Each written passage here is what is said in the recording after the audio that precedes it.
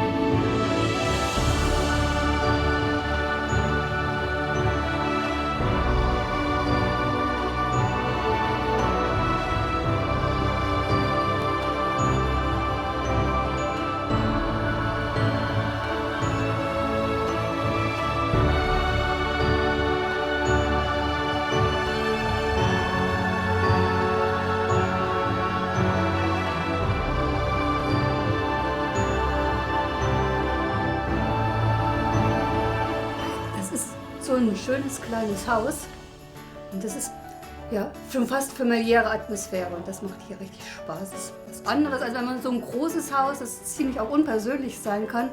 Aber hier, ja, das ist familiär. Es ist kuschelig und gemütlich und es hat noch den Charme eines alten Theaters.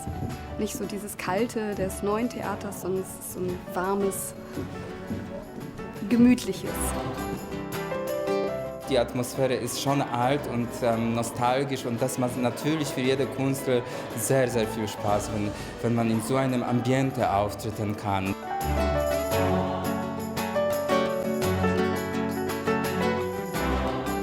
Herr Inspektor, ja, ich muss Sie bitten, mich zu verhaften. Aber warum denn? Also das Theater Arnstadt ist eins der ganz, ganz wenigen Theater in Deutschland, das von einem Verein betrieben wird. Es ist ja so, dass das Theater verschiedene Genres bedient. Konzerte, Kleinkunst, Musiktheater dazu zählt, Operette, Oper, Musical.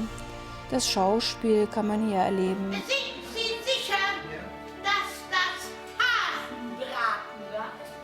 Nein, das war falscher Hase. Gerade die Ergebnisse unserer Eigenproduktion ihnen ans Herz zu legen, weil da junge Künstler oder auch ältere Künstler aus der Region für die Region spielen und wir diese Produktion nicht nur mit sehr viel Engagement präsentieren, sondern auch diese Produktion beim Publikum sehr gut ankommen.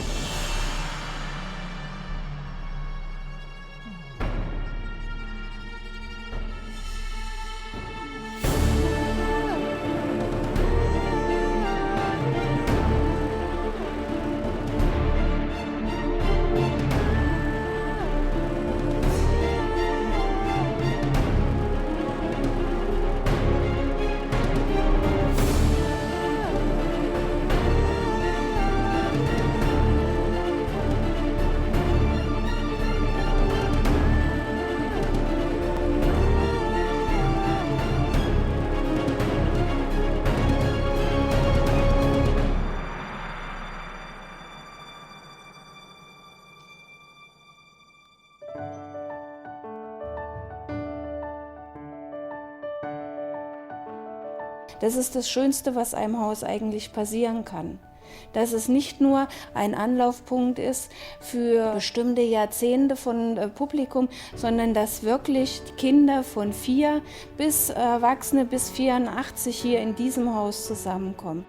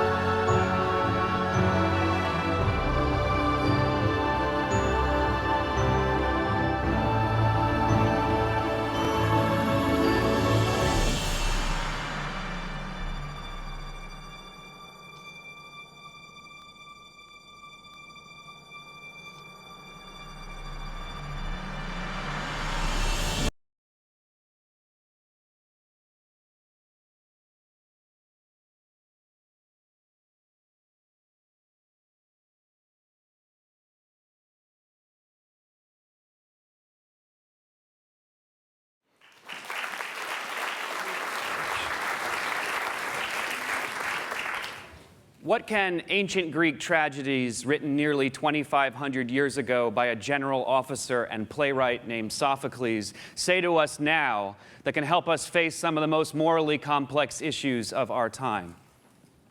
There is a theory that storytelling, the most ancient technology of them all, was born from the need to hear and tell the soldier's story, to help veterans make meaning out of their fragmented memories and to speak the unspeakable. Picture 17,000 citizen soldiers sitting in an outdoor amphitheater in the center of the city of Athens in a theater of Dionysus. They are seated according to tribe, which is their military unit, and according to rank, with the general officers seated in the front row and the hoplite cadet seated in the nosebleed section in the back. They have come together to hear plays that only those who've been to war or cared for those who've been to war could possibly understand. They have come together in a century in which Athens has seen 80 years of war, to mourn their dead, to wail, to weep, to laugh, and to listen, and to bear witness as a community to the truth of the experience of war. Now picture 1,000 war-weary U.S.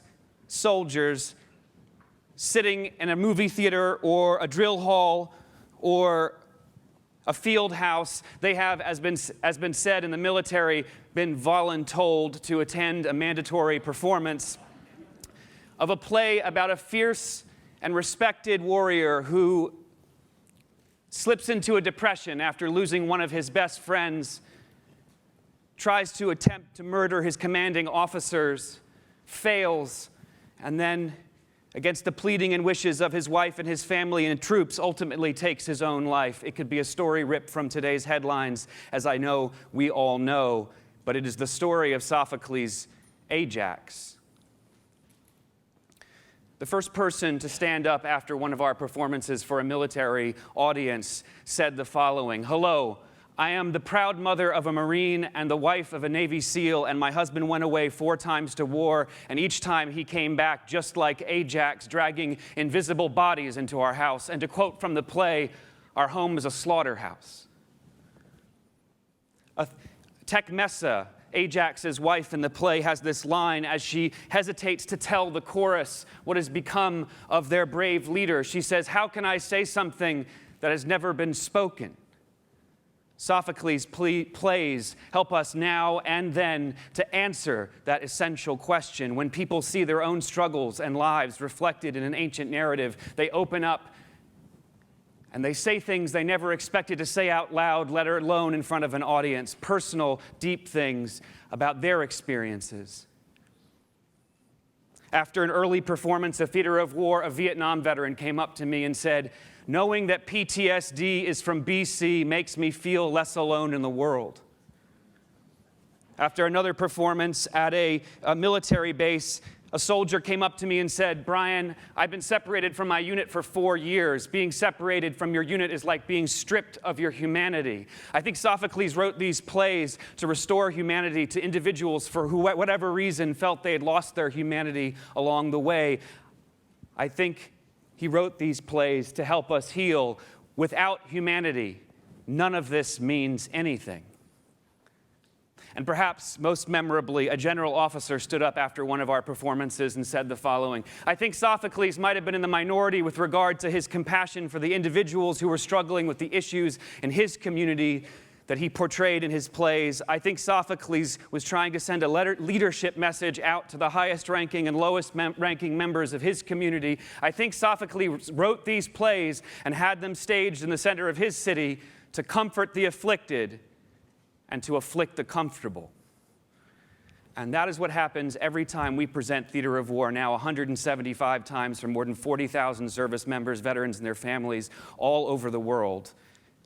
And all of our other projects that now address pressing public health and social justice issues through live theater, community dialogue, and a range of other media, including graphic novels, webcomics, and other social media.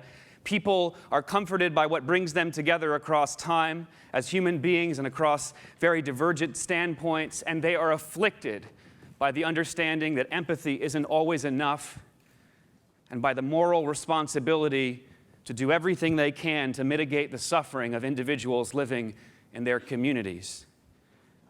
Theater is an ancient military technology which we are now licensing from Sophocles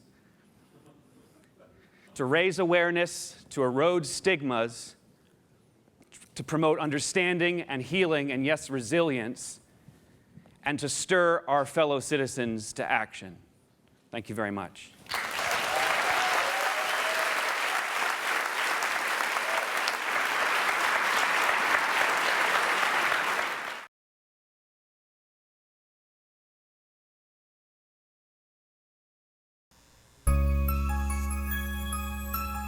Nalilito kung saan ang tamang daan. Doon ba o dito? Bakata. Darating Battle of the Street Poets. ang maga sa norte-itan na isang biktima. Ako ay 7 anos, walang buhay na maayos. Lumaki ng walang tatay, nagulat pagkatapos kong makita ang kahirapan na nararanasan.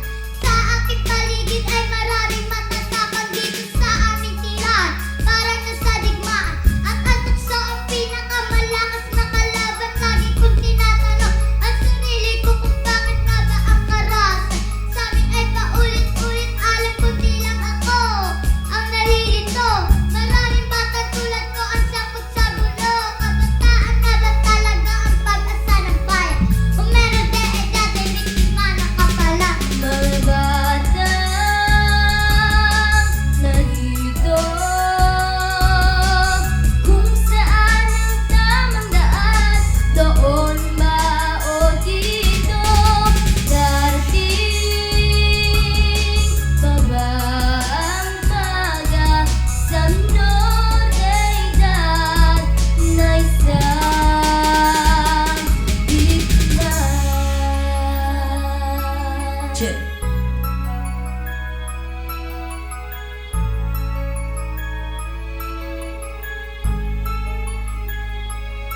Siya ay banang apumas lang sa mga bobong hindi kilalang mga timang na di naman sila marunong magbilang kung ilan ang kanilang pagkataluan pagkabaon. Wala na kayong pagkakataon na pag-iwanan na ng panahon. Nagpapapalat ako sa inyo, wag na naman kayong lumaban sa mikro kumakatan. Disipulo na lahat ng kalaban na iniwan. Haters lang namin kayo na walang ginawa ko di manira taga-antipolo to. Wag na naman kayong mapakita dito sa aming lugar na hindi ang nangunguna, hindi kami katulad nyo. Napuna lang napuna at ako na nga ang puputol sa sungay kung kay talim. Hindi mo ako matatanong kahit ano man ang iyong gawin. Ako siyang ikaapat na kawan, nagapasta ng mga animal kapag kayo ay ang binabaon.